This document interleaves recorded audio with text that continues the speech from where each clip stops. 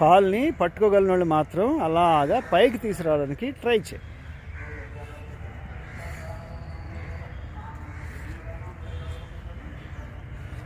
మళ్ళీ కాల్ని స్లోగా కిందకి దించుకోండి. స్లోగా కింద తీసుకు పొజిషన్ అలాగ ఉండాలి. పొజిషన్ మారదు. మరి చేతి వెనకాల పెట్టుకోవాలి. ఏమండి, పొజిషన్ మార్చేశారు. ఆ చెయ్యి ఇలా పెట్టుకోవాలి. వెనకాల అది అలాగే పెట్టుకోవాలి చెయ్యి. ఇప్పుడు మీరు రివర్స్ పట్టుకున్నారు. ఇక్కడ కూడా కాలు పైకి రావడానికి ట్రై చేయండి. అది చూడండి, చాలా మంచి ప్రభావం. ఇలా చక్కటి ఆసన స్థితులు చేస్తున్నారు.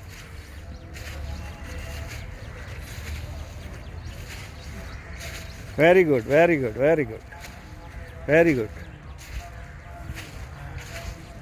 జాగ్రత్త చేయండి. బాగా సాధిస్తూ ఉండాలి.